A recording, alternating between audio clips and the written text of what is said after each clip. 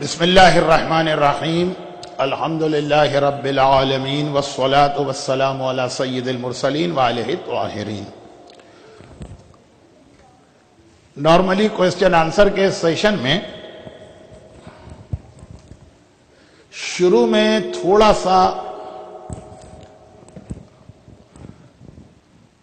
کوئسچنز پوچھنے کا ثواب، اس کی اہمیت اور اس کا طریقہ یہ میں بتاتا ہوں، لیکن چونکہ ٹائم بہت کم ہے اور سوالات بہت زیادہ آ چکے ہیں، اس لیے میں ڈائریکٹ سوالات شروع کر رہا ہوں۔ یہ دو سوال کل آئے تھے۔ پہلا سوال یہ ہے کہ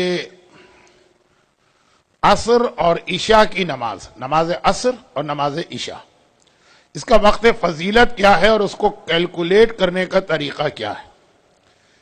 کیا جو اہل سنت کی عصر اور عشاء کی اذان ہوتی ہے وہی ہمارا وقت فضیلت ہے؟ نہیں، اہل سنت کا وقت ان کے ہاں تو وقت فضیلت نہیں ہوتا، ان کے ہاں تو عصر کی نماز کا وقت آتا ہی کافی لیٹ ہے، یعنی اس سے پہلے اگر کوئی پڑھ لے تو وہ نماز انویلڈ ہے۔ ہمارے ہاں وقت فضیلت کا مقصد یہ ہے کہ نماز تو آپ پڑھ سکتے ہیں لیکن زیادہ ثواب۔ تو پہلے بات تو میں یہ بتا دوں، یہ بہت لمبی بات ہو رہی ہے تو میں شارٹ رکھتا ہوں کہ اہل سنت کے یہاں عصر اور عشاء کے ٹائمنگ وہ ایک نہیں ہے۔ فقہ حنفی، فقہ حنبلی، فقہ مالکی، فقہ شافعی، سب کے یہاں یہ نمازوں کے ٹائم الگ الگ ہیں۔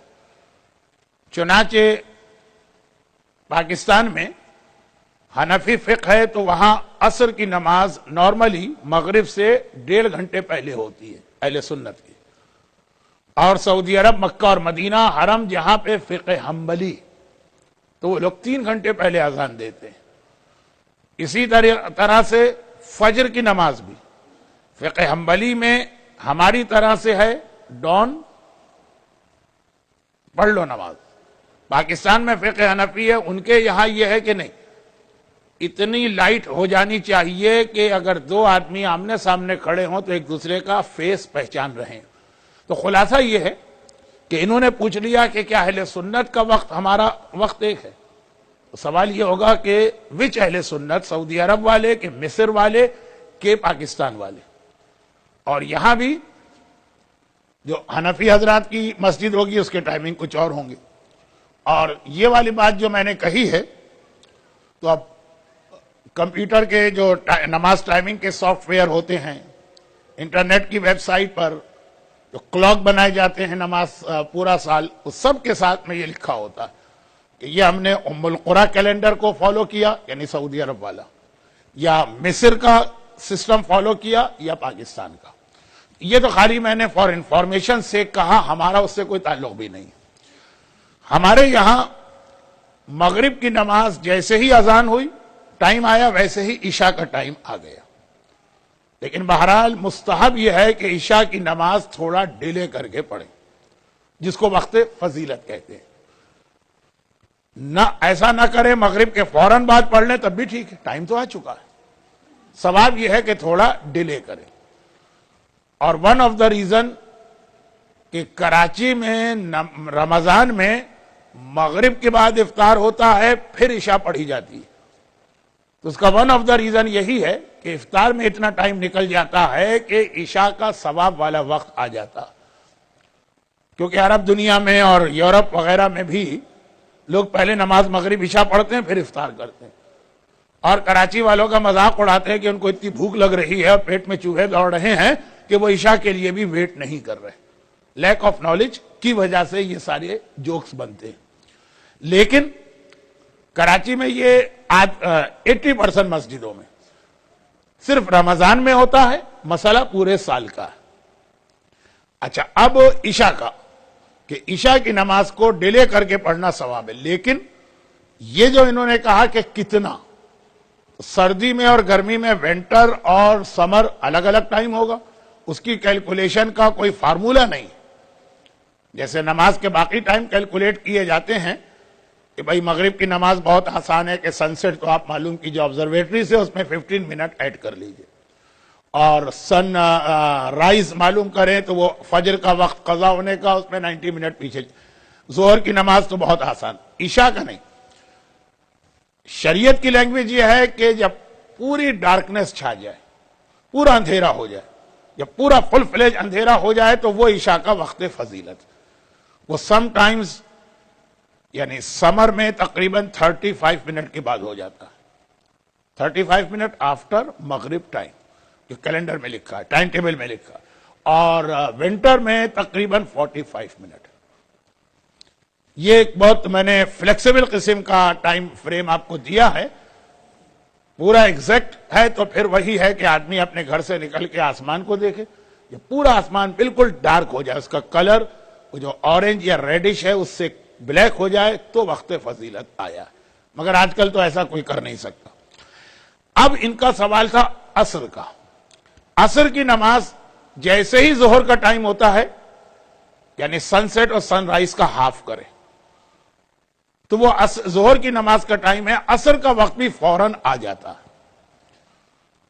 لیکن اب سوال ان کا ہے کہ نہیں، اگر زیادہ ثواب اور فضیلت کا وقت، اس کے اندر مراجع میں بہت اختلاف۔ بعض مراجع کہتے ہیں کہ ظہر اور عصر کا وقت فضیلت ایک ساتھ اسٹارٹ ہوتا ہے، جیسے ہی ظہر کا وقت آیا وہی عصر کا بھی ثواب کا وقت ہے۔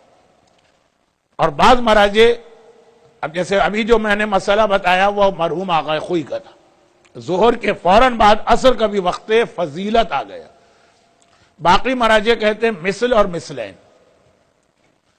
اور اس میں بھی مرجع کا کام ہے مسئلہ بتانا، کیلکولیشن تو آبزرویٹری والوں کا یا جو ہمارے ینگسٹر ہیں ان کا کام ہے۔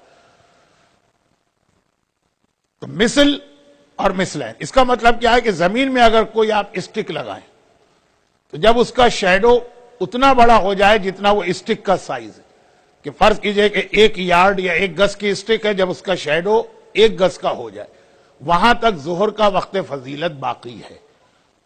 جب وہ اس سے بڑا شیڈو ہوگا تو ظہر کی نماز پڑھ تو سکتے ہیں سن سیٹ تک، لیکن ثواب کم ہوگا۔ اور شیڈو جب بالکل برابر آ جائے، اگر 4 فٹ کی اسٹک ہے تو شیڈو 4 فٹ کا، وہاں سے عصر کا فضیلت کا وقت شروع ہوتا ہے۔ اور جب ڈبل ہو جائے، یعنی 4 فٹ کا شیڈو 8 فٹ ہو جائے تو عصر کا وقت فضیلت ختم ہوتا ہے۔ تو اسلام میں جو کیلکولیشن حدیثوں میں آئی ہے وہ یہ ظہر اور عصر میں شیڈو کے اعتبار سے آئی ہے۔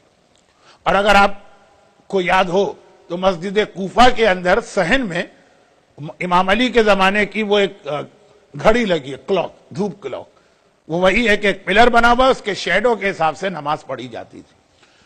تو آغا خوئی کے فتوے میں ظہر اور عصر کا وقت فضیلت ایک ساتھ اسٹارٹ ہوتا ہے، پھر جب شیڈو برابر آ جائے اسٹک کا تو ظہر کا وقت فضیلت ختم ہوتا ہے، اسٹک کا عصر کا کنٹینیو ہوتا ہے، اور جب ڈبل ہوگا تو عصر کا بھی وقت فضیلت ختم ہے۔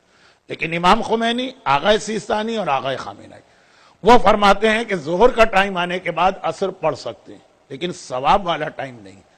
ثواب والا ٹائم ہوگا کہ جب کسی چیز کا شیڈو اس کے برابر ہو، وہاں سے ثواب والا ٹائم شروع ہوگا، اور جب ڈبل ہو تو وہ ختم ہوگا۔ یہ کیلکولیشن کسی کیلنڈر میں نہیں ہے، یہ آدمی کو خود کرنا ہے اگر اس کو واقعاً یہ ثواب لینا ہے۔ لیکن ایک ذرا سا کہ تقریباً جو بالکل نون کا ٹائم ہے اس کے 3 گھنٹے کے بعد عصر کا وقت فضیلت آتا ہے۔ اب یہ ونٹر سمر میں تھوڑا 15 منٹ یا آدھا گھنٹہ ادھر ادھر ہو سکتا ہے، چونکہ یہ مسئلہ اتنا پریکٹیکل نہیں۔ جو اصل نماز کے ایکچول ٹائم ہے آج کل کی ویسٹرن لائف کے اندر، اس میں بھی نماز پڑھنا بعض اوقات مشکل ہوتی ہے، تو میں نے اتنا ٹائم بھی لے لیا، زیادہ انفارمیشن کے اعتبار سے زیادہ لیا، اور پریکٹیکل اس کے اندر ایسپیکٹ کم ہے۔ پھر بھی یہ سوال بہت پوچھا جاتا ہے کہ لیدر کی جو مصنوعات، شوز ہیں، بیلٹ ہیں، جینز کی پینٹ میں جو ایک لیدر کا لوگو وغیرہ ہوتا ہے، وہ اس کے 2 سوال پوچھے ہیں۔ نمبر اے یہ پاک ہیں کہ نجس، نمبر بی اس میں نماز پڑھ سکتے ہیں کہ نہیں۔ اور یہ 2 الگ مسئلے بھی ہیں۔ کچھ چیزیں اسلام میں پاک ہیں، اس میں نماز الاؤڈ نہیں ہے۔ ایسا نہیں ہے کہ صرف نجس چیز میں نماز غلط ہوگی، کچھ پاک چیزوں میں بھی نماز غلط. تو جیسے پرانے مراجع کہتے تھے کہ بلی کا بال اگر آپ کے کپڑوں پہ لگائے وہ پاک ہے، لیکن نماز اس میں صحیح نہیں، نجس نہیں ہوا آپ کا کپڑا، آپ کا ہاتھ، آپ کی باڈی. تو یہ تو ایک میں سے یوں ہی مثال دے دی، ورنہ کرنٹ مراجع آغا سیستانی اور آغا خامنائی نہیں، آغا سیستانی ہے، وہ بلی کے بال کو نماز کے لیے کوئی پرابلم نہیں سمجھتے. آ جائیے اصل سوال پر، لیدر. آلدو انہوں نے اس میں ڈیٹیل نہیں لکھی، لیکن آئی تھنک کہ یہ مسئلہ انہوں نے پوچھا ہے نان مسلم ملک کے لیدر کا. جو مسلمان ملک کا لیدر تو یقیناً پاک ہے، سوال میں مینشن نہیں ہے لیکن انداز اسٹائل سے لگ رہا. نان مسلم ملک سوال بہت کامن ہے، کیونکہ میں فرسٹ ٹائم بہت عرصے کے بعد یہاں پہ کوسچن آنسر کا سیشن کر رہا ہوں، تو میں اس سوال پہ بات کر رہا ہوں. ورنہ جو شروع کا انٹروڈکشن میں دیتا ہوں اس میں کنڈیشن یہ بھی لگا دیتا ہوں کہ وہ سوال نہیں پوچھیے گا جو آپ ہر عالم، اسٹوڈنٹ اور اوریٹر سے پوچھتے ہیں. حلال گوشت کا مسئلہ، لیدر کا مسئلہ، بینک کے سود کا مسئلہ، میوزک کا مسئلہ، یہ 4-5 سوال ہے کہ ہر ایک سے پوچھے جاتے ہیں. اور کہیں نہ کہیں کبھی کوئی سلپ آف ٹنگ ہوتی ہے، کوئی بات سمجھ نہیں پاتا تو حلال کہہ ہی دیتا، وہ پھر ٹھیک، یہ بہت اچھا عالم ہے، اس نے بالکل صحیح مسئلہ بتایا. تو میں عام طور پہ کنڈیشن لگا دیتا ہوں، لیکن آج پہلا کافی عرصے کے بعد پہلا سیشن ہے لیدر. نان مسلم ملک کا اگر ایسا لیدر ہے کہ آپ سیٹسفائیڈ ہیں کہ یہ حلال جانور کا نہیں، حلال و حرام جانور سے مطلب جانور کی کچھ اسپیشیز حرام ہے، کچھ جانور اس لیے حرام ہوتے ہیں کہ ان کی سلاٹرنگ غلط ہوئی، تو بکری بھی اور گائے بھی. اگر آپ سیٹسفائی ہیں کہ جو بھی لیدر کی پروڈکٹ آپ کے سامنے آئی، جیکٹ ہو، شوز ہو، بیلٹ ہو، یہ جو جانور ہے، آلدو آپ کو ایکچوئل نہیں پتا لیکن سیٹسفیکشن ہے کہ جس کنٹری میں ہم بیٹھے ہیں اس کے اعتبار سے اس کا حلال جانور کا لیدر ہونا بہت مشکل ہے، تو بہرحال وہ نجس بھی ہے اور you can't where them during نماز، نماز غلط، انویلڈ. لیکن اگر ایسا ملک ہے کہ جہاں پر کافی جانور حلال بھی کیے جاتے ہیں، مسلمانوں کا ایک اتنا سائزیبل نمبر ہے اس ملک کے اندر کہ حلال جانور بھی ہوتے ہیں، اور آپ کے سامنے جو لیدر آیا آپ ڈاؤٹ فل ہیں 50-50، یہاں پہ جو ذبیحہ ہوتا ہوگا اس کی اسکن کہیں تو استعمال ہوتی ہوگی، پھینک تو نہیں دیتے ہوں گے. ویسٹرن کنٹریز میں تو ٹریش جو ہے وہ بھی یوز کیا جاتا ہے، اور بہت بڑی انڈسٹری ہے، ملین کیا بلین ڈالر کی ہوتی ہوگی، تو وہ اس سے بھی پروڈکٹ بنتے ہوں گے. آپ کے سامنے کوئی ایسا لیدر آیا، اور یہ بہت سیریس فقہی مسئلہ کہ آپ 50-50 ہو گئے کہ پتہ نہیں یہ وہ حرام والے جانور کا ہے کہ حلال والے کا. تو یہاں پر آغا سیستانی اور آغا خامنائی کے مسئلے میں فرق. آغا خامنائی کہتے ہیں کہ لیدر میں بینیفٹ آف ڈاؤٹ نہیں چلتا. تو 2 اسٹیج ہوئے، آپ سیٹسفائی ہیں کہ یہ حرام جانور کا ہی لگ رہا، یعنی یا تو اتنے کم مسلمان وہاں پر ہیں، اور یا پھر یہ ہے کہ وہ کمپنی یا دیکھنے سے لگ رہا ہے کہ یہ حرام کا ہوگا. تب تو سارے مراجع کے نزدیک وہ غلط ہے. پہن سکتے ہیں لیکن وہ نجس ہے، نماز نہیں پڑھ سکتے، اگر آپ کی باڈی سے وہ لگا اور بیچ میں کوئی لیکوڈ آ گیا تو آپ نجس. اور اگر 50-50 والا مسئلہ ہے، حلال بھی ہو سکتا ہے، حرام بھی ہو سکتا ہے، یہاں پہ آپ اپنے جج خود، آپ اور اللہ، کسی مرجع کا یہاں کوئی تعلق نہیں، 50-50. تو آغا سیستانی فرماتے ہیں کہ 50-50 حالت میں آپ اس کو پاک کنسیڈر کریں گے، نمبر 1. اور نماز میں بھی وہ الاؤڈ ہے. ہاں، حج میں الاؤڈ نہیں. جو لوگ حج کرتے ہیں ان کو پتا ہے کہ حج میں بھی ہم لوگ ایک بیلٹ پہنتے ہیں مرد، حج میں نہیں. حج میں الاؤڈ نہیں ہے، نماز میں بھی الاؤڈ ہے، اور وہ پاک بھی. کہ بارش ہو رہی ہے اور وہ بیلٹ ہے اور وہ اس پہ پانی پڑا تو آپ کے پینٹ شرٹ پہ لگا تو آپ نجس نہیں ہوں گے. کس میں؟ جو 50-50 ہو، نان مسلم ملک. لیکن آغا خامنائی اور ان کے استاد آغا خمینی کہتے تھے کہ میٹ اور لیدر میں بینیفٹ آف ڈاؤٹ نہیں ملتا نان مسلم ملک میں. اگر 50-50 ہے تو وہ نجس بھی ہے اور نماز اور حج بھی اس میں غلط. تو آغا سیستانی کا جو فتویٰ ہے، آغا خوئی کا فتویٰ تیسرا ہے، لیکن میں پھر بہت زیادہ فتوے بتائیں گے تو کمپلیکیشن ہوگا، صرف آغا سیستانی کا مسئلہ بتاتا ہوں۔ تو بہت سی جگہوں پر یہ رواج ہے کہ جب لوگ مسجد میں آتے ہیں نماز پڑھتے ہیں تو بیلٹ اٹھا کے ایک طرف رکھ دیتے ہیں۔ اگر وہ آغا سیستانی کی تقلید میں نہیں ہے، کسی اور کی، تو بالکل ٹھیک کر رہے ہیں۔ آغا سیستانی کی تقلید میں ہے تو پھر ایک پریکاشن میں ٹھیک ہے یہ، لیکن ضروری نہیں ہے، کیونکہ ڈاؤٹ فل لیدر کو آغا سیستانی پاک اور نماز کو ویلڈ نماز سمجھتے، لیدر، میٹ نہیں۔ گوشت اگر آپ کے سامنے آگے آپ ڈاؤٹ فل ہے کہ یہ پتہ نہیں ذبح ہے کہ نہیں ہے، تو وہ آپ کے پاس حرام رہے گا نان مسلم کا۔ اب سوال سے سوال تو بہت نکلیں گے، اتنا ہی ہے۔ اگلا سوال، از عقیقہ ریکوائرڈ آفٹر نیم چینج؟ عقیقے کا نام سے کوئی تعلق نہیں ہے۔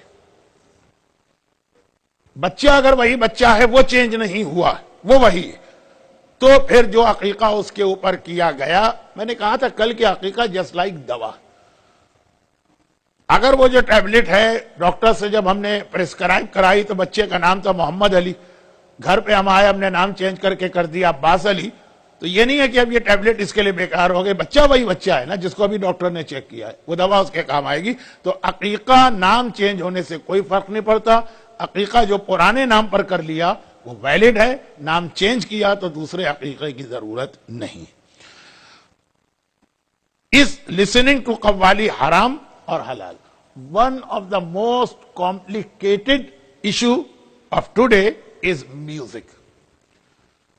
اس کے اندر اتنے ڈفرینٹ فتوے بھی ہیں اور ان فتووں کو ایکسپلین کرنا بھی مشکل ہے، امپاسبل تو نہیں ہے لیکن مشکل ہے۔ چنانچہ 30 منٹ یا 25 منٹ خالی میوزک کو سمجھانے میں لگ جاتے ہیں۔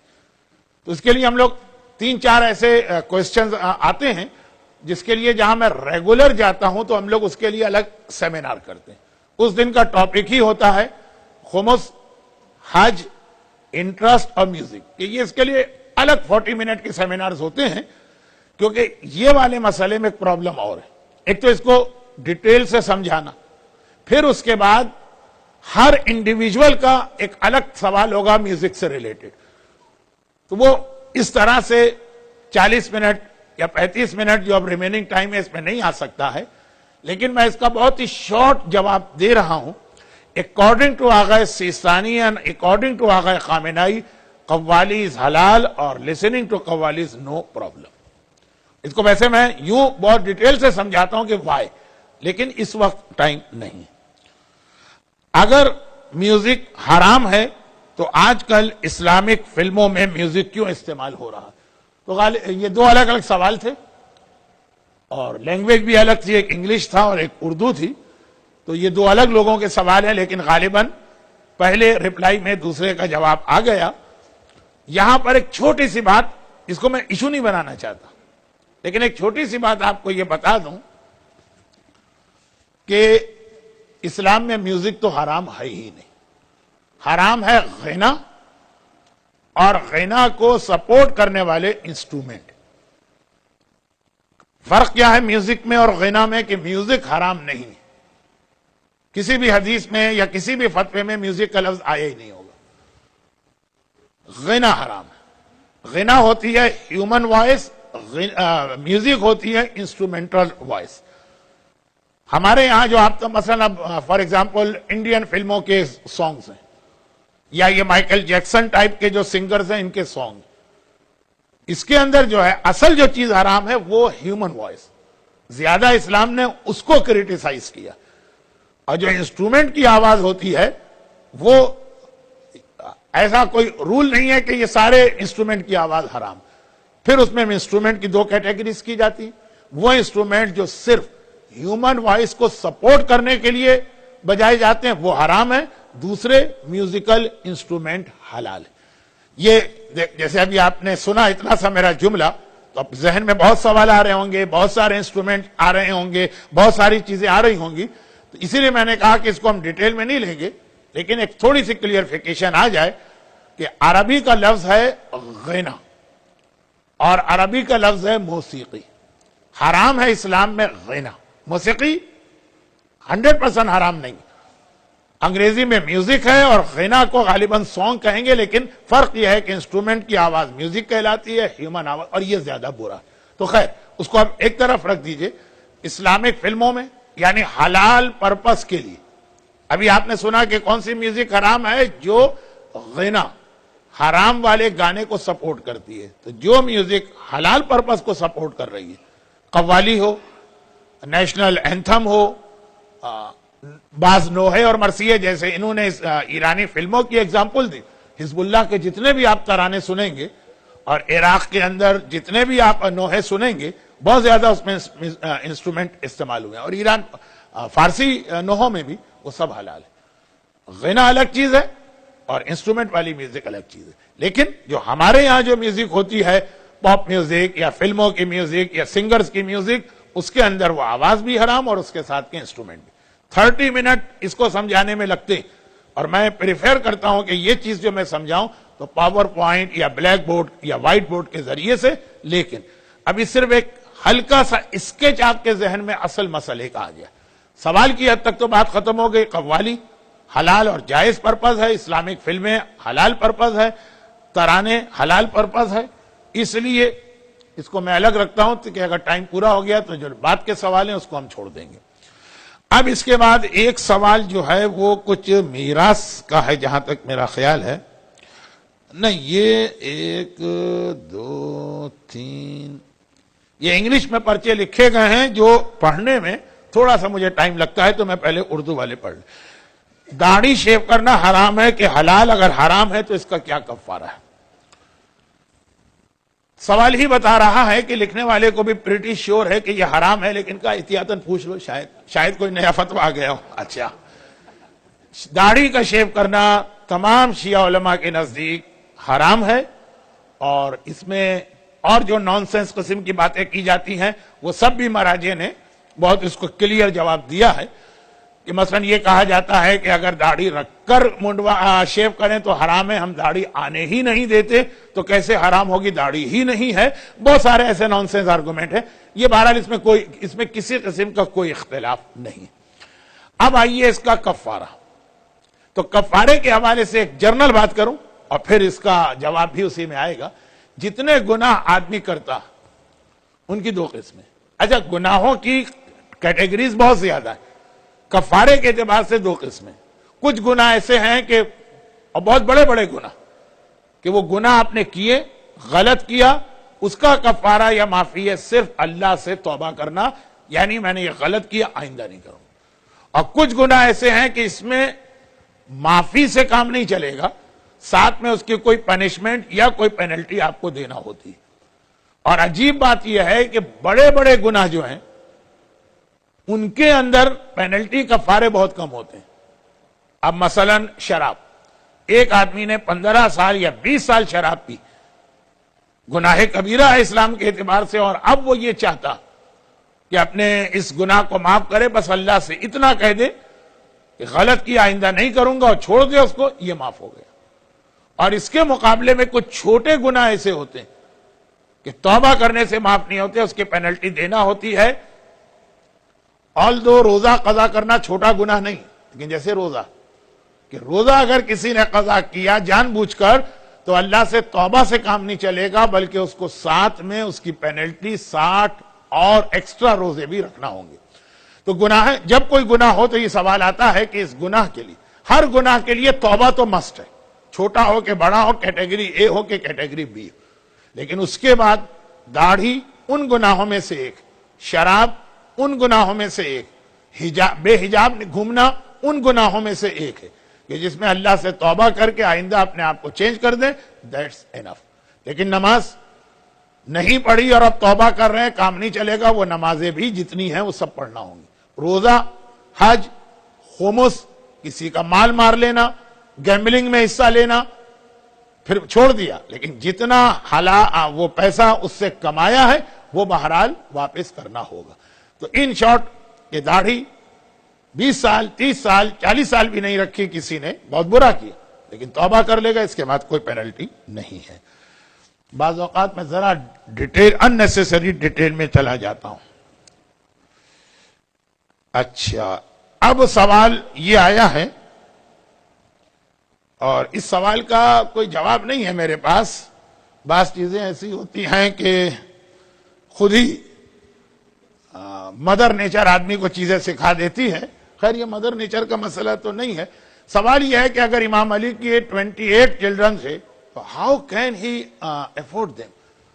اب یہ افورڈ کرنے کا مسئلہ کہ بچوں کو کس طرح وہ افورڈ کرتے تھے یہ یہیں کا بچہ پوچھ سکتا ہے.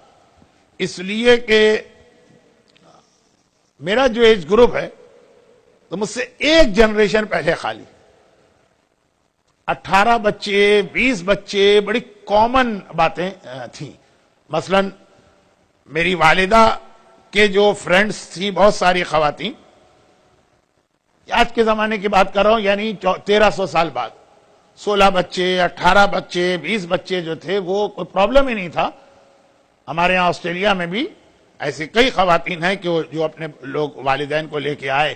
تو میں نے پوچھا تھا کہ اللہ نے آپ کو کتنی اولادیں دی؟ انہوں نے کہا 22 بچے دیے، پھر میرے شوہر مر گئے تو میں ذرا پیچھے رہ گئی، ورنہ تو الحمدللہ. وہ اتنا ہمت حوصلہ اتنا تھا ان کا. تو یہ 28 بچے افورڈ کرنا کوئی مشکل کام نہیں، اس لیے کہ جتنا آج کی لائف مشکل بن گئی ہے اتنا آپ پاس میں جائیے.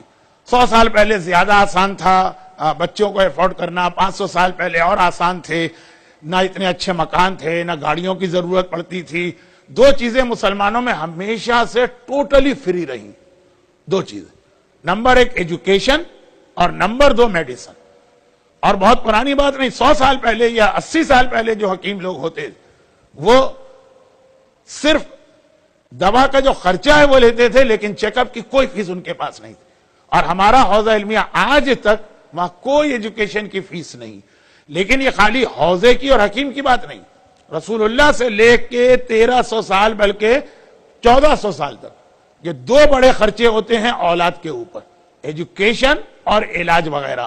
یہ مسلمانوں میں ہمیشہ سے فری بھی رہے، بلکہ پرانے فتوے میں ان کی اجرت لینا حرام بھی تھی، کیونکہ زندگی بچانا واجب ہے، خالی اس آدمی پر نہیں پوری سوسائٹی پر واجب ہے. تو وہ علاج ہمیں، تو یہ 2 بڑے خرچے نکلتے تھے. مکان بہت چھوٹے چھوٹے ہوتے تھے. وہ تو خیر میں اپنی بات کر رہا ہوں کہ ایک کمرے میں ہم لوگ 12 یا 13 فیملی ممبر رہتے تھے. اور کھانے جو تھے وہ بہت ہی سستے ہوتے تھے. اتنے آج کل کی طرح پیزا اور برگر اور یہ سارے خرچے نہیں، کوک وہ کچھ نہیں ہوتا تھا. تو اب میں اس بچے کو کیسے سمجھاؤں؟ لیکن 28 چلڈرن کو افورڈ کرنا کوئی مشکل کام نہیں تھا. اور پھر وہی ایک بات کہ سب 28 جو تھے وہ ایک ایج کے نہیں تھے. جو 14-15 کے بعد والے جو بچے تھے تو اس وقت جو بڑے بچے تھے وہ خود انڈیپینڈنٹ ہو کے اپنا خرچہ خود اٹھا رہے تھے. اب آپ کو خود بھی محسوس ہوا ہوگا کہ میں نے اس کو زیادہ ٹائم دے دیا، لیکن چونکہ کسی بچے کا سوال تھا اور میں بچوں کو انکریج کرنے کا بہت عادی ہوں. علم اور تابوت وغیرہ کو چومنے کا کیا مسئلہ ہے؟ کیونکہ جہاں تک ہمیں علم ہے کسی کے امام نے یہ کام انجام نہیں دیا اور نہ کہا. یہ جو مسئلے کا پارٹ 2 لکھا گیا ہے یہ شیعہ فقہ سے ناواقفیت ہے. یہی وہ چیز بیسک ڈیفرنس ہے وہابیت میں اور شیعت میں، عقیدے کے بعد عمل میں. یہ وہابیت کا ایک اصول ہے. اب میں اس وقت وہابیت کو ممبر والا کریٹیسائز نہیں کر رہا ہوں، ایک علمی بحث. یہ وہابیت کا کہا ہے کہ صرف وہ کام کرو جو رسول نے اور اصحاب رسول نے انجام دیے، جو انہوں نے نہیں انجام دیے وہ نہیں کر سکتے. اور 1400 سال سے معصومین نے جو ہم کو فقہ سکھائی اس میں یہ کہ جس کام سے ہم نے روک دیا ہے وہ کام نہیں کرو بس، اور جس سے ہم نے روکا نہیں ہے چاہے ہم خاموش رہے ہوں وہ سب کام تمہارے لیے الاؤڈ ہے. اور جہاں تک اس بات کا تعلق ہے کہ علم اور تابوت کو کسی امام نے بوسہ نہیں دیا، تو علم اور تابوت ایک جرنل بات اگر امام نے بتا دی، بہت ہی جرنل ٹائپ کی، کہ جو چیز ہم سے نسبت رکھے اس کو بوسہ دیا جا سکتا ہے. تو اب ضرورت نہیں ہے کہ عالم کی تصویر بنا کر امام کہیں کہ اس کو بوسہ دینا. جس چیز کا ہم سے ذرا سی بھی نسبت ہو جائے اس کو بوسہ دینا جو ہے تمہیں ثواب ملے گا. اس قسم کی کئی حدیثیں آئی ہیں. اور اگر ہم یہ اصول بنا لیں کہ صرف وہ کام کرنا ہے جو امام نے کیا، باقی سارے کام غلط، تو جیسا میں نے کہا شیعت اور وہابیت میں فرق نہیں رہے گا. تو پھر میں بتا دوں کہ شیعت نیگیٹو طرح سے چلتی ہے اور وہابیت پازیٹو. وہابیت کہتی ہے جو انہوں نے کیا ہے صرف ہم کو وہ کرنا, چاہے 1400 سال بھی گزر گئے لیکن جو ان کے زمانے میں تھا. اچھا یہ کہتے تو ہیں, خود اس پہ سٹینڈ نہیں کرتے. مجھے اچھی طرح یاد ہے کہ ڈاکٹر اسرار احمد کا جو فتویٰ ایک بہت مشہور تھا کہ انڈا کھانا جو ہے وہ جائز نہیں, کیونکہ رسول نے کبھی انڈا نہیں کھایا. بہت جوک سا بھی بنا تھا, لیکن اس نے کہا کہ اصول ہے ہمارا, جو کام رسول نے کیا. لیکن بعد میں خود انڈے کھاتے تھے اور وہ کہتے تھے کہ وہ مجھ سے غلطی ہوئی. یا یہ کہ جتنے وہابی حضرات ہیں وہ یہ کہتے تھے کہ جلوس نکالنا حرام ہے کیونکہ رسول اور اصحاب رسول نے جلوس نہیں نکالے. آج سب لوگ جلوس نکالتے ہیں جو ان کے اپنے پولیٹیکل ہوتے ہیں, اور وہ یہ کہتے ہیں, یہ ابھی آج میں انٹرنیٹ پہ پڑھ رہا تھا, حافظ سعید لشکر طیبہ والا, انتہائی دشمن اہل بیت اور دشمن شیعہ, کہ اب ہمیں پتا چلا کہ ان چیزوں کے بہت سارے بینیفٹ ہیں, تو پہلے میں ان کو حرام کہتا تھا لیکن اب میں انکریج کر رہا ہوں. پہلے ان کا فتویٰ تھا کہ وہ ٹی وی کے اوپر آنا حرام ہے مرد کے لیے بھی, کیونکہ وہ تصویر ہے اور تصویر حرام. تو بڑی مشکل سے ایک انٹرویو دیا تھا انہوں نے ٹی وی پہ, لیکن شرط لگائی تھی کہ میں نقاب پہن کے انٹرویو دوں گا کیونکہ تصویر ہے. اب وہ ان کا اپنا چینل چل رہا, ہر وقت بیٹھے رہتے ہیں. حضرت پوچھا گیا یہ کیوں, کہا کہ اس کے بینیفٹ اب ہم کو پتا چلے. اور یہ ابھی میں آج ہی انٹرنیٹ پہ امت نیوز پیپر میں ان کا انٹرویو پڑھ رہا تھا. تو خلاصہ یہ ہے کہ ہمیں جو بینیفٹ والی چیزیں ہیں آلریڈی, ہمارے یہاں اس کو ختم کرنے کی کوشش کی جا رہی. اور جو ہمارے دشمن جو پہلے ہماری ضد اور نفرت میں ان کو حرام کہتے تھے, اب وہ جو اس کے بینیفٹ کہہ رہے ہیں وہ اس کو اپنی کمیونٹی میں اپنے فقہ میں لا رہے ہیں. اور آلریڈی جو ہم کو انسٹیٹیوشن بنے بنائے ملے, ہمیں نہیں پتا, جیسے ہم نے کہا کہ ہمارا ویژن بہت چھوٹا, ہمیں نہیں پتا کہ اس عالم کا, اس تابوت کا شیعت کو کتنا فائدہ پہنچ چکا ہے اور کتنا فائدہ پہنچے گا. اور اسی لیے ہمارے ہاں فائنل اتھارٹی یہ نہیں ہوتا کہ امام نے کیا کیا اور کیا نہیں کیا, ہماری کتنی نالج. اتنی بڑی بات لوگ کہہ دیتے ہیں, کیا اس نے وہ 100,000 حدیثیں دیکھی؟ مرجع نے دیکھی ہے, اس لیے ہم ان سے پوچھتے ہیں. تمام مراجع کی طرف سے اجازت ہے, کس امام نے زری کو بوسا دیا. لیکن آج بھی آپ دیکھیے گا کہ آقا خامنائی اور امام خمینی کی کتنی تصویریں ملیں گی کہ وہ زری کو بوسا دے رہے ہیں, اور معصومہ قم کی زری کو, جو 14 معصوم میں بھی نہیں آتے ہیں. تو بعض لوگ لمیٹڈ نالج کی وجہ سے بڑی لمبی لمبی جمپ لگاتے ہیں اور نقصان اٹھاتے ہیں. اسی لیے ایک اسٹینڈرڈ رکھا گیا کہ اگر تمہارا ہیلتھ کا پرابلم ہے تو ڈاکٹر سے پوچھو, اور لا کا پرابلم ہے تو لائر سے پوچھو, اور دین کا مسئلہ ہے تو اس عالم سے پوچھو. اور ہم ہر عالم نہیں, میں بھی نہیں بتا سکتا آپ کو. اگر میں کسی بات کے بارے میں کہوں یہ میرا اوپینین ہے, آپ عمل نہیں کر سکتے جب تک کہ یہ پتہ نہ چلے کہ مرجع نے کہا ہے. تو علم اور تابوت کے جرنلائز اصول معصومین نے دیے ہیں کہ جو چیزیں ہم سے نسبت رکھتی ہیں ان کا احترام کرو, ان کو بوسا دو, اللہ تمہیں ثواب دے گا. یہ بہت لمبی بات اس لیے ہو گئی کہ آج کل ہماری قوم میں یہ ایشوز بہت سے سنسیئر لوگوں نے بھی اٹھا دیے.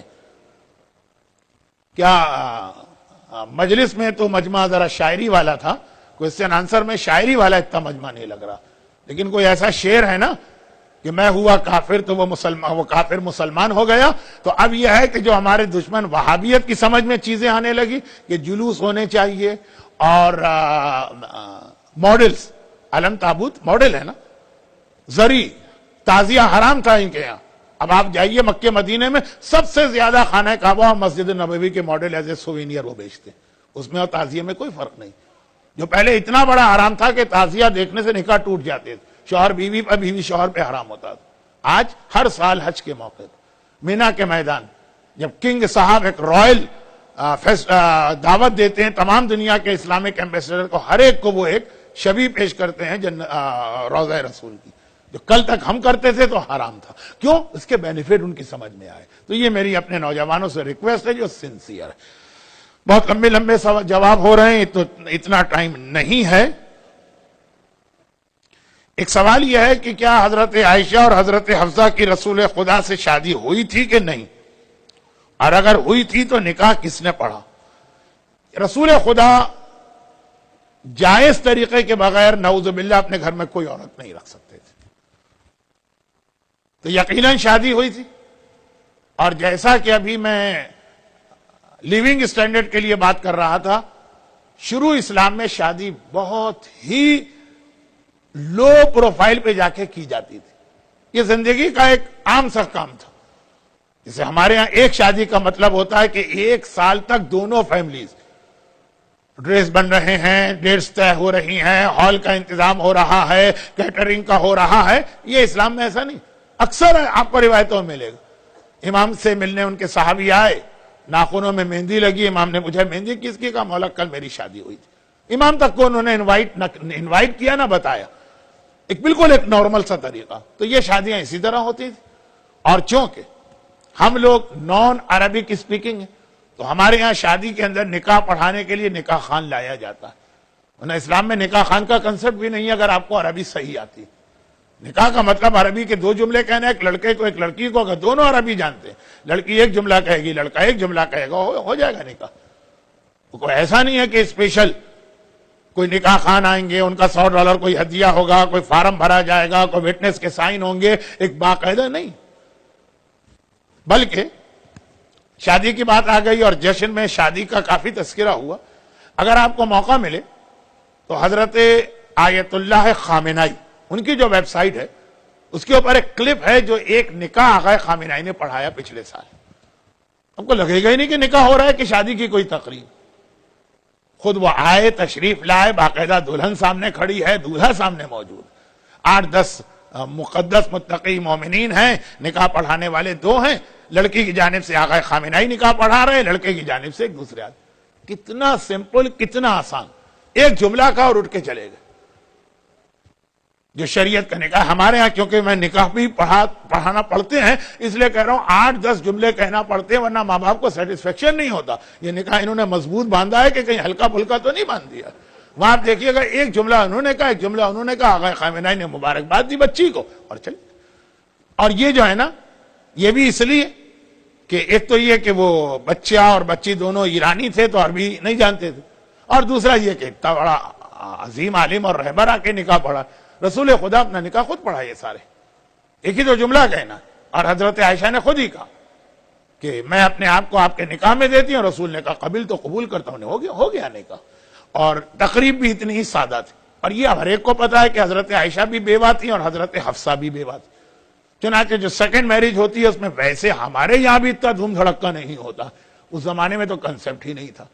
اور تیسری ایک بات، یہ میری پوری تقاریر ہے، کیا کروں سوال ایسے آ رہے ہیں، وہ یہ ہے کہ اسلام میں ولیمے میں بہت ہی زیادہ ایمفیسائز ہے. لیکن اسلامی ولیمہ کسے کہتے ہیں؟ لفظ تو ہم نے اسلام سے لے لیا ولیمہ، طریقہ بھی اسلام سے لیجیے. اسلامی ولیمہ یہ ہے کہ 10 آدمیوں کو اپنے سامنے بٹھا کر کوئی ایک کھانا جو گھر میں پکا ہے کھلا دیجیے. یہ تو ہمارے یہاں موت میں بھی نہیں ہوتا ہے، وہاں بھی اتنا ہم سادہ نہیں رکھتے ہیں. ولیمہ اس کا نام. اب میں اس وجہ سے کہہ رہا ہوں کہ حج کا ولیمہ بھی بڑا ریکمینڈڈ ہے. حج کا ولیمہ کیا، آپ آئے اپنے گھر میں 10 آدمی اگر، اور عموماً جس دن ہم گھر جاتے ہیں رشتہ دار ملنے آتے ہیں 10 تو ہو ہی جاتے ہیں، بھائی بہن یہ سب، وہ نہیں اتنے دور کے. کھانا تو گھر میں پکا ہے، وہ ولیمہ ہو گیا اسلام کا. شادی میں بھی ایسے ہی ولیمہ. ٹھیک ہے اللہ نے آپ کو حیثیت دی، آپ بڑا ولیمہ کریں، لیکن یہ سمجھنا کہ ولیمہ ہوتا ہی وہ ہے کہ ہال کرائے پہ لیا جائے، کیٹر کا انتظام ہو، کم سے کم 3-4-5 کورس کا میل ہو، اور کم از کم 200 آدمی ہو، کوئی نہ رہنے پائے کہ وہ کمپلین کرے. یہ اسلام کا ولیمہ نہیں. تو خیر خلاصہ یہ کہ شادیاں اسی طرح ہوئی تھی. یہ نکاح پڑھا عائشہ نے اپنا، رسول نے قبل تو کہا، 10 آدمیوں کو کھانا کھلا دیا جو تقریباً ہر وقت رسول کے گھر میں رہتے تھے، ہو گئی شادی. تو شادی ہوئی تھی، نکاح پڑھے گئے تھے اور خود ان لوگوں نے پڑھے. اب یہ کہ وہی بات جو میں نے کہی تھی کہ ہر سوال کے بعد پھر اس سے ایک ریلیٹڈ سوال نکلے گا. اب یہ جو 2-3 سوال ہیں یہ سب مجلسوں میں اتنے پڑھے جاتے ہیں کہ غالباً اس کو کوسچن آنسر میں رکھنا مناسب نہیں ہے، ڈپلیکیشن ہو جائے گا. میں سوال پڑھ دیتا ہوں کہ بھئی ہمارے ہاں مجلسوں میں کتنا پڑھا جاتا ہے کہ اگر یہ ان کا سوال اتنی بری تھی تو پیغمبر نے شادی کیوں کی. تو وہ تو بہت ہی مختصر سورہ تحریم 66 نمبر کا سورہ 66 اس کا آخری پیج، 2 نوح اور لوط کی بیویوں کا تو قرآن نے تذکرہ کیا جس کو کوئی ڈینائی نہیں کر سکتا. قرآن کہہ رہا ہے کہ یہ دونوں بری تھی، پھر بھی شادیاں نبی سے ہوئی، عام آدمی سے. باقی جواب تو ممبر سے بہت آتے ہیں. حضرت علی 3 خلافتوں میں خاموش کیوں رہے؟ یہ ہمارے ممبر کے ٹاپک ہے. اور کوسچن آنسر کا زیادہ مقصد تھا لوگوں کے پریکٹیکل لائف کے سوال جواب. یہ سوالات کا جواب ہے سب میرے پاس. جب ایک عام آدمی جو مجلسیں سنتا ہے اس کے پاس بھی جواب ہوں گے تو میرے پاس کیسے نہیں ہوں گے؟ لیکن ذرا سا یہ فارمیٹ چینج ہے، یہ ایسا ہے کہ فزکس کا لیکچر دینا ہو لیکچرار کو اور آپ اس سے کیمسٹری کے سوال کریں تو وہ کہہ دے گا کہ سوال تمہارے اچھے ہیں لیکن یہ میرے آج کے لیکچر کا ٹاپک نہیں ہے۔ پھر بھی میں نے 2 جواب دے دیے۔ یہ جو سوال پوچھا گیا ہے حضرت علی اکبر کی شادی کے حوالے سے، تو یہ وہی چیز ہے جو میں نے تھوڑی دیر پہلے کہی کہ کربلا کے واقعات کی ریسرچ اس کی کوئی ضرورت نہیں ہے۔ جناب قاسم کی شادی، حضرت علی اکبر کی شادی، امام حسین کی کتنی بیٹے کتنے بیٹیاں، صرف وہ کربلا کے واقعات جو کسی عقیدے پہ فرق ڈالتے ہوں اور یا پھر اس سے واجبات کا کوئی مسئلہ بنتا یا بگڑتا ہو، اس میں علماء کہتے ہیں ریسرچ کرو۔ باقی کربلا کے جو تاریخی واقعات ہیں کہ اس سے بھی فرق نہیں پڑتا، اس کے اوپر اب میں پھر یہ جملہ کہتے ہوئے شرما رہا ہوں لیکن کہہ دوں کہ صدام کے خاتمے کے بعد سے میں کئی مرتبہ عراق زیارت کے لیے گیا ہوں اور الحمدللہ جب بھی ہم لوگ جاتے ہیں تو اپنے مراجع سے ملاقات کرتے ہیں، تو آغا سیستانی سے بھی گروپ کے ساتھ کئی ملاقاتیں ہوئیں اور اس میں 4 ایڈوائز ایسی ہیں جو آغا سیستانی ہمیشہ ہی دیتے ہیں۔ یعنی 4 سے مطلب کسی کو خالی ایک ٹائم کے اوپر ڈیپینڈ ہے، کسی گروپ کو صرف 2 منٹ ملتے ہیں اور کبھی کبھار 45 منٹ خالی ایک گروپ کو دیتے ہیں تو 4، کسی کو 4 کسی کو 3۔ ان میں سے ایک یہ ہے کہ عزاداری اور کربلا کا واقعہ جس طرح سے آپ کو اپنے بزرگوں سے ملا، اس میں اگر کوئی حرام بات ہے اس کو نکال کے اسی طرح سے اس کے اوپر عمل کریں اور اس کو اپنی نئی جنریشن کو منتقل کریں، اس کے اندر کسی تبدیلی یا ریفارم کرنے کی ضرورت نہیں۔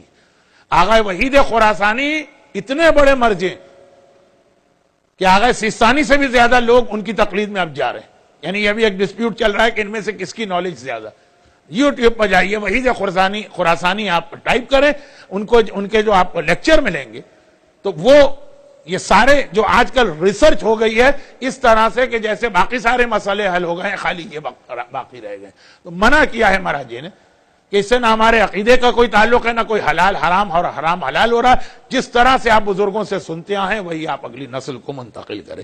آج 1300 سال کے بعد بیٹھ کے ہر چیز کے بارے میں کوئی رائے دینا بہت مشکل ہے۔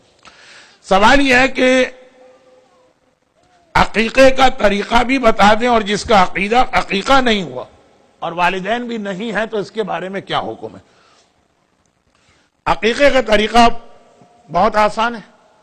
ایک جانور عقیقے کے نام پہ قربان کریں کہ میں فلاں مومن کے عقیقے میں یہ جانور ذبح کرتا ہوں، بس۔ پھر اس کی جو باقی ٹیکنیکل ڈیٹیل ہے کہ اس کے 2-3 حصے کرو گوشت کے، اور ایک اس کو دو اور ایک اس کو دو اور ہڈیاں نہ توڑو، وہ سب مستحبات میں ہیں، وہ عقیقے کا پارٹ نہیں۔ اور عقیقہ جو ہے وہ آدمی اگر نابالغ ہے تو والدین کرائیں گے، اگر والدین بالغ ہو گیا تو اپنا عقیقہ خود کرا سکتا ہے، اور اگر اب تک نہیں ہوا تو اب کرائے گا چاہے اس کی ایج 70 کیوں نہ ہو۔ صرف ایک جانور، اور جس کا عقیقہ ہو رہا ہے اس کا وہاں پہ ہونا بھی ضروری نہیں، کہ اگر آدمی یہاں پر ہے اور عقیقہ حیدرآباد میں یا کراچی میں کرا رہا ہے تب بھی بالکل ٹھیک ہے۔ صرف ایک جانور عقیقے کی نیت سے ذبح کرنا، جانور ذبح کرنا، بس۔ اگلا سوال یہ ہے کہ کیا ہم اپنی قضا نماز تہجد میں پڑھ سکتے ہیں اور 12 بجے رات کو تہجد پڑھ سکتے ہیں یا 12 سے پہلے؟ قضا، اب دیکھیں سوال بہت زیادہ ہیں اور آپ حضرات بڑے اطمینان سے بھی بیٹھے ہیں، لیکن میں جو ہوں ذرا سا ٹینشن میں آ رہا ہوں، تو اس لیے شاید بہت ہی میری اپولوجی کے ساتھ بہت سارے سوال چھوڑنا پڑیں گے۔ یہ سوال کا جواب جو ہے ٹو دا پوائنٹ میں جواب دیتا ہوں، ڈیٹیل میں نہیں جاتا، لیکن صرف ایک چھوٹا سا جملہ ایکسپلین کرنے کے لیے۔ وہ یہ ہے کہ جس آدمی پہ قضا نمازیں باقی وہ اس کو پڑھنا واجب ہے، اور قضا روزے باقی ہوں تو روزے رکھنا واجب ہے۔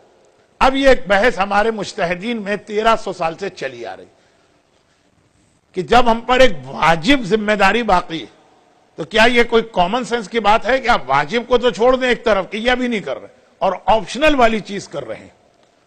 تو اس پہ کافی ریسرچ ہے علماء کی، لیکن سب نے کہا کہ اس میں ہم اپنا پرسنل اوپینین نہیں دیں گے، روایتیں۔ تو روایتوں کا خلاصہ یہ ہے کہ جس پر قضا روزہ باقی ہو وہ سنت روزہ نہیں رکھ سکتا، رکھے گا تو غلط۔ چاہے وہ 27 رجب کا روزہ ہو یا 3 شعبان کا یا ابھی 15 شعبان کا روزہ آ رہا، جس پر ایک بھی قضا روزہ باقی ہے، پہلے اپنی واجب ڈیوز ادا کرو، پھر ادھر جاؤ گے آپشنل پر۔ لیکن مسئلہ مشکل نہیں ہے بہت آسان، لیکن یہ ہے کہ اگر آپ 15 شعبان کو اس نیت سے قضا روزہ رکھیں کہ اگر میرے اوپر یہ قضا نہ ہوتا تو میں آج کا سنت روزہ ضرور رکھتا، مجبوری میں یہ قضا رکھ رہا ہوں، تو آپ کو ایک روزے میں دونوں کا ثواب اور فائدہ ملے گا۔ قضا کا بھی ثواب ملے گا، قضا بھی آپ کی ایک کم ہو جائے گی، اور سنت کا بھی ثواب ملے گا، صرف ایک بینیفٹ نہیں ملے گا۔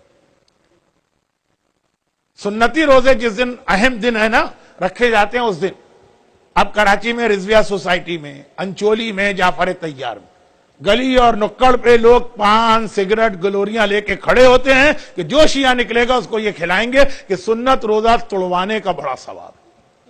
اور حیدرآباد میں دارالشفا میں یہ ہوتا ہوگا، وہ تو میں نے کبھی نہیں دیکھا، کراچی میں تو بہت دیکھا کہ سنت روزے میں جو ایک اصول ہے اس میں جملہ یاد رکھی کہ مومن اگر آپ کو کوئی کھانے پینے کی چیز آفر کر رہا تو روزہ توڑنے کا ثواب ہے مومن کے کہنے پر، روزہ توڑوانے کا کوئی ثواب نہیں۔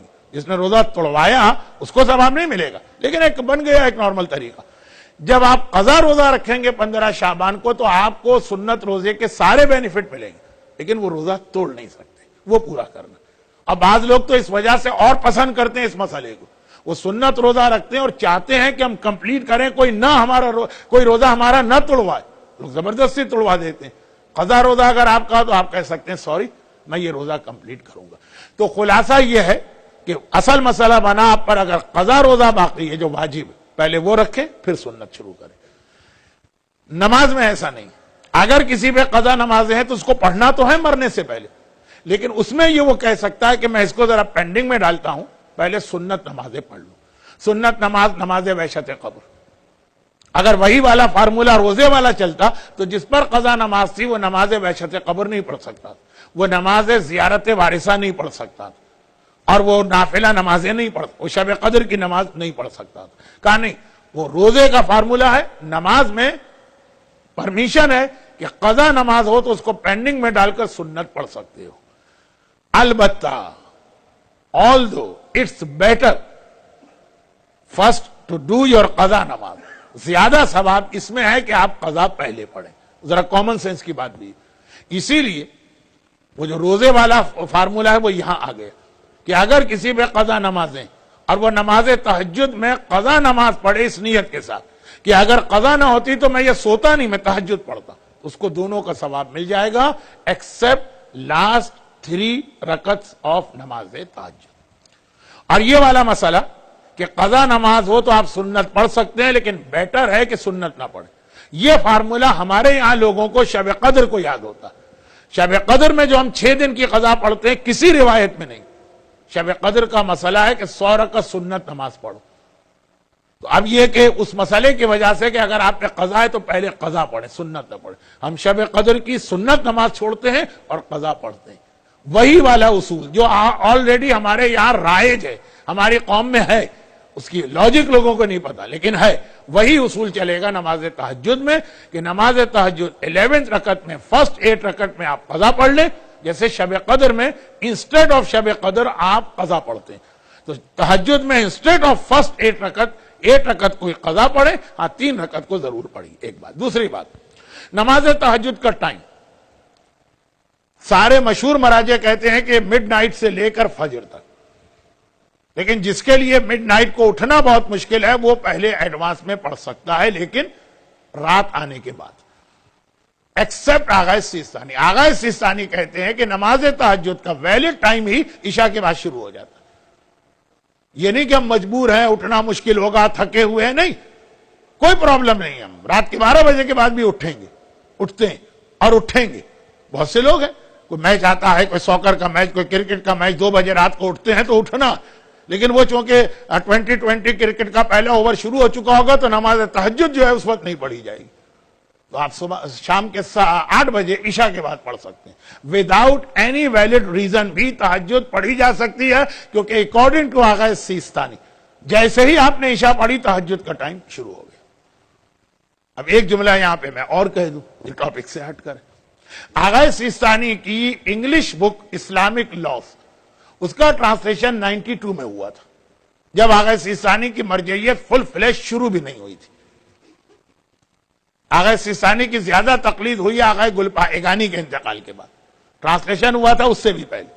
تو کچھ مسئلے اس کے اندر ایسے جو غلط پرنٹ ہو گئے، اس میں یہ نماز شب کا مسئلہ بھی، آپ جا کے، میں خود آپ کو بتا رہا ہوں، جا کے دیکھیے گا اسلامک لا جو انگلش ٹرانسلیشن لکھا ہے، نماز تہجد کا وقت آدھی رات کے بعد شروع ہوتا، لیکن آپ عربی، پرشین یا اردو اگر آپ کے پاس توضیح ہے، لیٹسٹ ایڈیشن، لیٹسٹ کا مطلب یہ کہ 2000 کے بعد والا کوئی بھی ایڈیشن، تو سب میں یہ مسئلہ آپ کو چینج ملے گا، یہی مسئلہ نمبر ہوگا جو انگلش والا ہے وہی اردو میں دیکھیے گا۔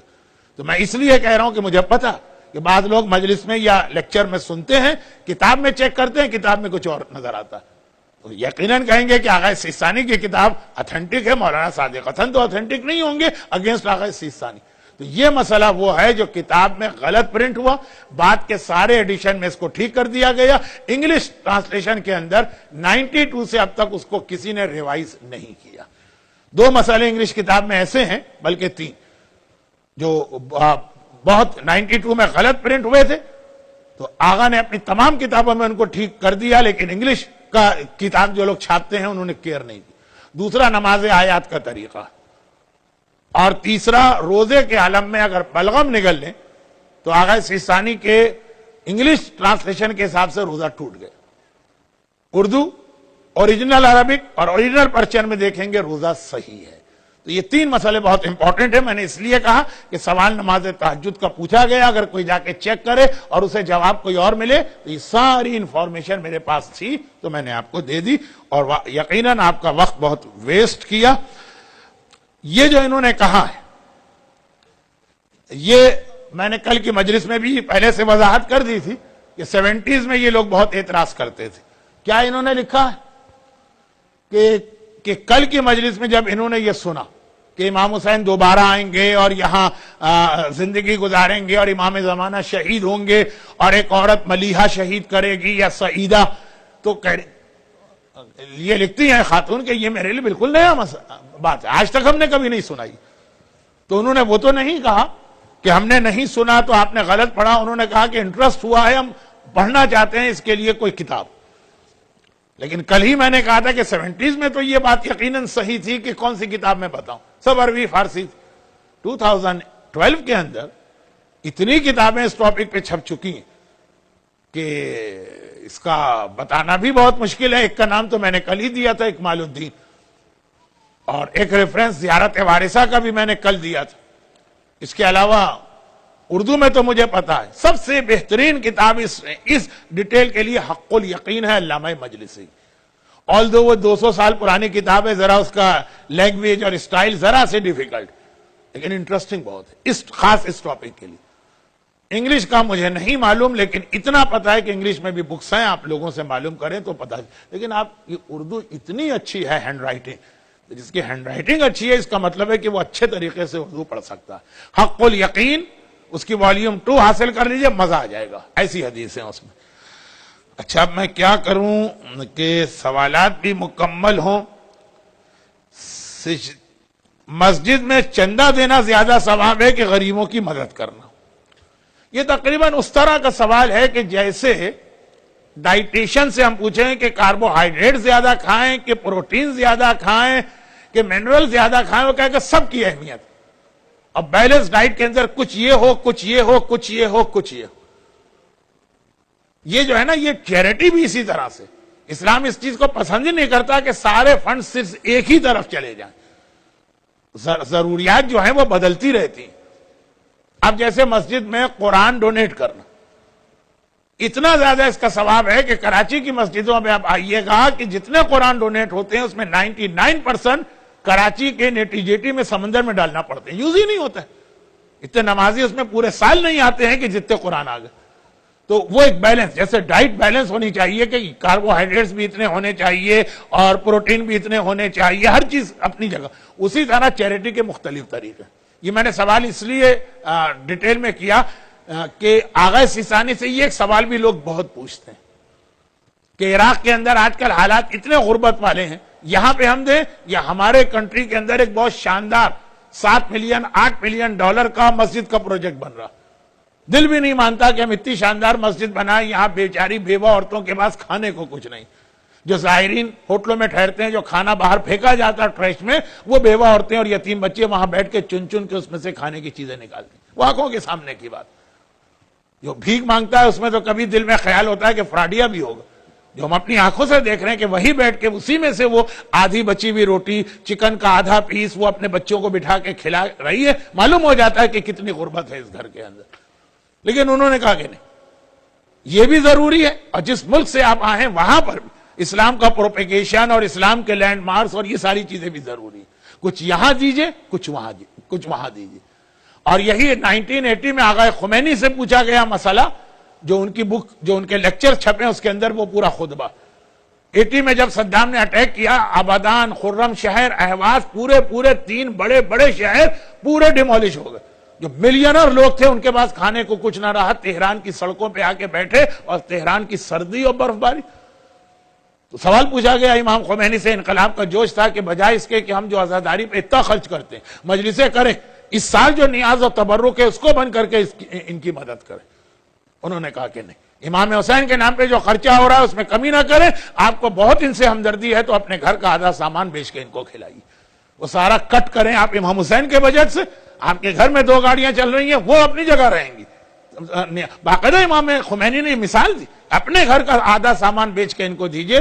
جو عزاداری میں نظر، عزاداری بھی پوری نہیں کہ مجلس ہوگی، نظر و نیاز، بہت کھانا کھلاتے ہیں، سب پیٹ بھرے لوگ ہیں، ان کو کھلانے کا فائدہ کہا کہ نہیں، اس کے بینیفٹ آپ کو نہیں معلوم۔ تو یہ 3-4 بڑے مراجع کے سامنے یہ سوال رکھا گیا۔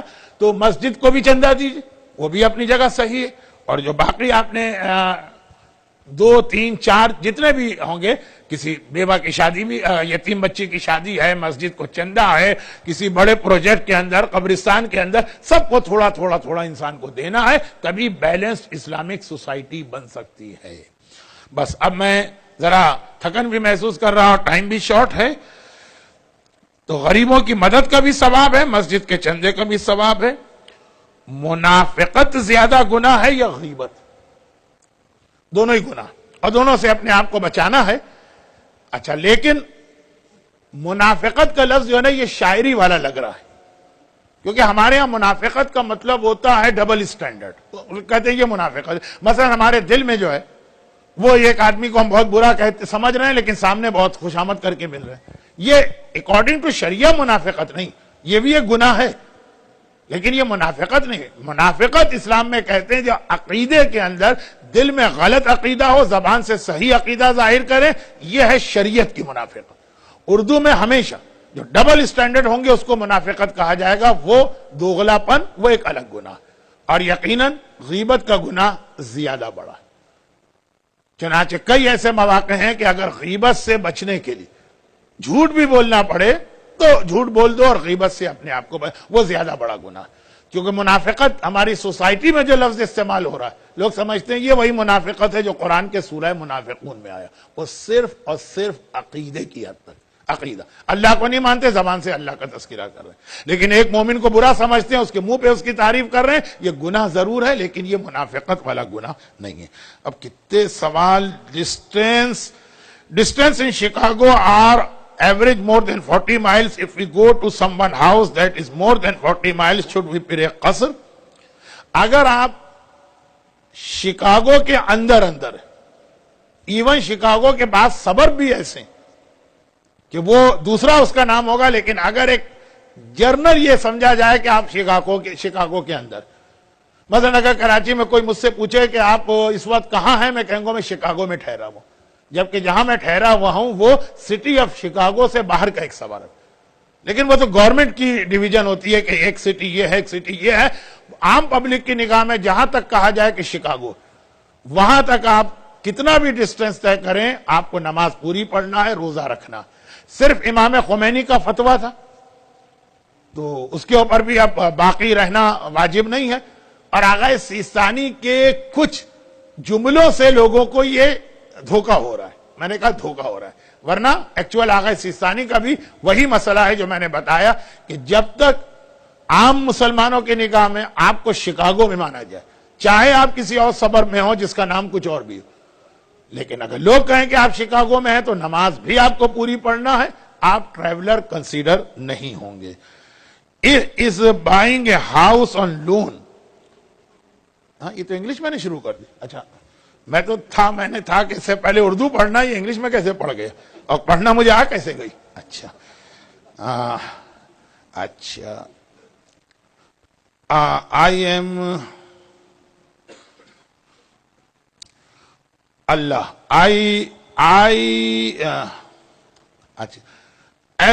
As I am told Allah loves everyone. So does he loves Yazid?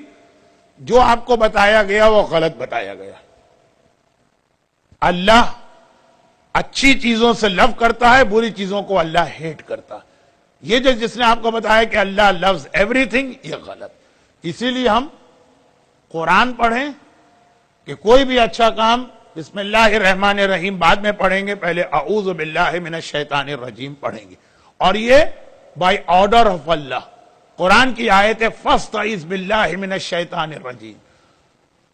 اور قرآن میں کئی آیتیں ہیں ان اللہ لا یحب، ایک لفظ استعمال ہوا، اللہ پسند نہیں کرتا، اللہ لو نہیں کرتا. ان اللہ لا یحب الظالمین، ان اللہ لا یحب کل مختال فخور، ان اللہ لا یحب الکاذبین. تو جس نے آپ کو بتایا پرسنل ویو بتایا، جب قرآن میں اللہ کہہ رہا کہ میں ظالموں کو پسند نہیں کرتا، میں جھوٹوں کو پسند نہیں کرتا، میں ایروگنٹ لوگوں کو پسند نہیں کرتا، تو یہ آپ کو غلط بتایا گیا. تو اللہ ہیٹ یزید، اور not only Yazid top of the list ہے، لیکن اس کے علاوہ بھی بہت سارے ہیں. تو یہ تو انگلش ہو گئی. اب ایک دو، انڈیا میں مجلسوں میں چراغاں کیوں ہوتا؟ یہ تو انڈیا والے بتائیں گے اور چراغاں والے. لیکن اگر آپ کا سوال یہ کہ کیا مجلس میں چراغاں کی اجازت ہے، تو جواب یہ ہے کہ چونکہ بہت ساری روایتوں میں یہ لفظ آیا کہ مسجد، امام باڑہ اور جہاں جہاں امام آتے ہیں وہاں روشنی کرو. اب وہ چراغاں کا جو لفظ ہے یہ ہے تو بہت مشکل سی اردو، لیکن یہ ایک لفظ ہے کہ جہاں جہاں پہ رحمتیں، برکتیں یا معصوم یا فرشتے آتے ہیں وہاں پہ روشنی کرو. تو ہمارے یہاں بہت سی جگہوں پہ موم بتیاں جلائی جاتی ہیں، کینڈل لائٹ ہوتی ہے، عزاخانے میں لوگ لے جا کے جلاتے ہیں. اسی سے ریلیٹڈ چراغاں ہے. یا امام کے گھر کو ہمیشہ آباد کر کے رکھو سوائے عاشورے اور شام غریباں کے. تو یہ اگر آپ کی مراد ہے کہ مجلسوں میں لائٹنگ وائٹنگ بہت ہوتی ہے، عام دنوں سے زیادہ ہوتی ہے، تو شرعاً اس کے اندر قباحت نہیں ہے، بلکہ شاید یہ ثواب ہی ہے. جس طرح موم بتی جلائی جاتی ہے اس طرح سے لائٹس. باقی مجھے نہیں پتا محرم کے جلوس میں ڈھول کیوں بجاتے ہیں. اچھا، اب جو ہم لوگوں کا مسئلہ ہے کہ ہم کیوں کا جواب نہیں دیں گے، ہم جواب دیں گے کیا یہ جائز ہے کہ جائز نہیں. باقی ہر جگہ کے اپنے کچھ رسم و رواج ہیں، کچھ کلچر چیزیں ہیں، کچھ کوئی پہلے کا بیک گراؤنڈ ہوگا جس کی وجہ سے. مثلا آگ کے ماتم کے لیے کہا جاتا ہے کہ کسی ظالم بادشاہ نے برما میں، بہت پرانی بات نہیں، امام باڑے کو لاک کر کے اس کے آگے آگ بچھا دی کہ کوئی اندر جانے ہی نہ پائے. تو لوگوں نے کہا کہ نہیں، ہم تو امام کا ماتم کریں گے، آگ بچھا دی تو آگ پہ چل کے جائیں گے. پھر آگ کا ماتم آیا مثلا. تو کچھ چیزیں کچھ علاقوں میں کوئی ریزن، کوئی ایسا واقعہ پیش آیا ہوتا ہے. آج وہ واقعہ ہم کو یاد نہیں رہا، وہ چیز چل رہی. تو مجتہد کا کام یہ ہوتا ہے، آپ پوچھیں یہ ہم کام جو کر رہے ہیں یہ صحیح ہے کہ غلط. تو ڈھول بجانا بالکل جائز. اب یہ ہے کہ ڈھول جو ہے ویسے پرانے زمانے میں دو قسم کے ہوتے تھے. ایک جنگ کے اعلان کے لیے بجائے جاتے تھے جو عراقی جلوسوں میں اور عرب جلوسوں میں بہت ہیں، اور ایک یہ ہے کہ شہر والوں کو اویئر کرنے کے لیے، جیسے لاؤڈ اسپیکر پہ اناؤنسمنٹ روزانہ نظر زیزی صاحب کرتے ہیں کہ جو لوگ باہر ہیں، جو لوگ نیچے ہیں، وہ سب آ جائیں تاکہ عذراء مہربانی مولانا جو ہے وہ مجلس شروع کریں. تو یہ اناؤنسمنٹ کا طریقہ پہلے زمانے میں ڈھول تھا. لوگوں کی نگاہیں اٹھیں، لوگ دیکھیں، لوگوں کو پتا چلے کہ یہاں سے کوئی خاص پروسیشن جا رہا. یہ تو ڈھول کی عام ریزننگ. مجتہد کا کام صرف یہ کہتا ہے جی ہاں جلوس کے اندر بھی ڈھول بجانے کی بالکل اجازت ہے، یہ میوزیکل انسٹرومنٹ میں نہیں آتا. اب یہ ہے کہ صرف اور صرف آخر میں انگلش والے سوال رہ گئے. اور آل دو انگلش بہت ہی آسان ہے کہ مجھ جیسا آدمی پڑھ بھی رہا ہے اور سمجھ بھی رہا ہے، لیکن ٹائم نہیں ہے. ایک سوال ہر پرچے پہ سے انگلش کے ایک سوال پڑھ رہا ہوں تاکہ ان کی محنت کا بھی کوئی فائدہ ہو. اب اذان recited in clock should we stop اور ریسائٹ اذان. بہت سارے کلاک آج کل ایسے آئے ہیں جس میں نماز کے ٹائم پہ اذان بجتی ہے, اس کو ہم بند کریں اور اپنی اذان پڑھیں تو کیا جائز ہے؟ یعنی یہ اذان کی بے حرمتی تو نہیں مانی جائے گی؟ نہیں, جو ریکارڈڈ آواز آ رہی اس میں تو بالکل شرعاً جائز ہے, چاہے وہ قرآن ہی کیوں نہ ہو. یہ موبائل کے اندر بھی مسئلہ ہوتا ہے. پاکستان میں موبائل کی رنگ ٹون میں بہت سی جگہ قرآن کی آیتیں, تو ہم مثلاً اس نے قرآن کو مثلاً بطور مثال الحمدللہ رب العالمین ہے, رنگ ٹون بجی تو آدھی آیت تھی ابھی الحمدللہ تھی کہ ہم کو تو اٹینڈ کرنا ہے فون, ہم نے فوراً وہاں سے کاٹا آیت کو اور ہیلو کہا, تو جائز ہے. اور اسی میں ایک مسئلہ اسی سے ریلیٹڈ واجبات کا بھی, کہ جو ریکارڈڈ قرآن کی تلاوت آپ سنتے ہیں اس میں اگر سجدے والی آیت آ جائے تو سجدہ بھی واجب نہیں ہوتا, جب لائیو کوئی آدمی پڑھ رہا ہو اس وقت. تو خلاصہ یہ ہے کہ یہ لائیو اذان میں تو کوئی مسئلہ ہو سکتا, لیکن ریکارڈڈ جو کلاک کے اندر یا فون کے اندر ہوتے ہیں اس میں کوئی حرج نہیں, آپ بیچ میں روک سکتے ہیں. کیا نماز شفع میں قنوت پڑھ سکتے ہیں؟ نارمل ٹائمنگ ہوتے تو میں پہلے مسئلہ بتاتا کہ سوال انہوں نے کیوں کیا, اب ٹائم نہیں ہے. نماز شفع میں پرانے مراجع کا نظریہ تھا کہ قنوت جائز نہیں, لیکن آج کل کے مراجع کہتے ہیں کہ قنوت نماز شفع میں ہائیلی ریکمینڈڈ نہیں ہے, لیکن پڑھ سکتے ہیں. انگلش پرچوں میں سے ایک سوال. اچھا, information about kosher, information about Islam, information about women's right and place in Islam, information about pets. اب یہ آپ خود ہی سمجھ رہے ہیں کہ یہ سوال نہیں لگ رہے, کچھ ٹاپک دیے جا رہے, تو انشاءاللہ یہ برادر محترم شمیم صاحب کا ٹاپک ہے, یہ ان کے لیے ہے کہ وہ مجھے نیکسٹ ٹائم بلائیں اور یہ ٹاپک کے اوپر تقریریں کروائیں, کیونکہ اس ویمن رائٹس یہ 2 منٹ کا مسئلہ تو ہے نہیں. تو انشاءاللہ صرف ایک بات آئی ہے کہ جو 1 منٹ کا مسئلہ, اس چیٹنگ حرام ان اسلام بٹوین نامحرم boy and girl. Yes, chatting is حرام انلیس کوئی امپورٹنٹ میٹر ہو. بھائی آج یونیورسٹی میں کیا اسائنمنٹ دیا گیا, ہم نہیں گئے تو ہم نے پوچھا, اور 100% یہ شیور ہو 99 کہ یہ چیٹنگ جو ہے آہستہ آہستہ کسی حرام کنورزیشن میں نہیں جائے گی. اگر یہ پتا ہے کہ ابھی ہم امپورٹنٹ باتیں کریں گے لیکن آہستہ آہستہ اس کے نتیجے میں فرینکنیس ہوگا اور آگے جا کے کچھ حرام باتیں بھی ہوں گی, تو ابھی سے ہی جائز اور امپورٹنٹ چیزوں کی چیٹنگ بھی حرام. یہ ایکچوئل ورڈنگ میں نے آغا سستانی کی پڑھی کہ فرماتے ہیں کہ انٹرنیٹ کی چیٹنگ حرام ہے, صرف ان لوگوں کو میں اجازت دیتا ہوں جو 99% شیور ہیں کہ کتنا ہی ٹائم گزر جائے وہ کبھی کوئی حرام کنورسیشن نہیں کریں گے. یہ تو شکاگو کے ڈسٹینس کی بات ہو گئی. اب یہ صرف 3 میرے پاس پرچے بچے, جن میں سے اخباریت والا بڑا مشکل ہے اس وقت جواب دینا, اور یہ بھی چھوڑ دیجئے, یہ بھی چھوڑ دیجئے. اچھا ایک نہیں, یہ چھوڑ نہیں دیتا, اس کا مختصر انہوں نے پوری ایک پرسنل اسٹوری لکھی ہے کسی فیملی کی, لیکن اس کا خلاصہ کر کے میں بتاتا ہوں کہ اسلام میں انہیریٹنس کا ایک پورا کا پورا پروسیجر اور لا, اور یہ بھی وہ سبجیکٹ ہے جس پہ ہم اسپیشل سیمینار کراتے ہیں. اس کو سمجھانا پڑتا ہے, بہت سارے مسئلے ہیں, اور انہیریٹنس میں ہر فیملی کا طریقہ دوسرے سے الگ ہوگا. کوئی مر گیا, کسی نے باپ اور ماں چھوڑے ہیں, اولاد نہیں ہے, کسی کی اولاد ہے, کسی کی باپ بھی ہے, ماں بھی ہے, کسی کی خالی ماں ہے, کسی کا ہسبینڈ ہے, کسی کی وائف. تو یہ تو بہت زیادہ پرسنلائز ہے, اس لیے اس کے لیے سیمینار ہوتا ہے. ان کا جو سوال ہے وہ یہ کہ ایک آدمی نے اپنی زندگی میں جتنا بھی اس کے ایسٹس تھے وہ سب اپنے وارثوں میں سے کسی ایک کو دے دی.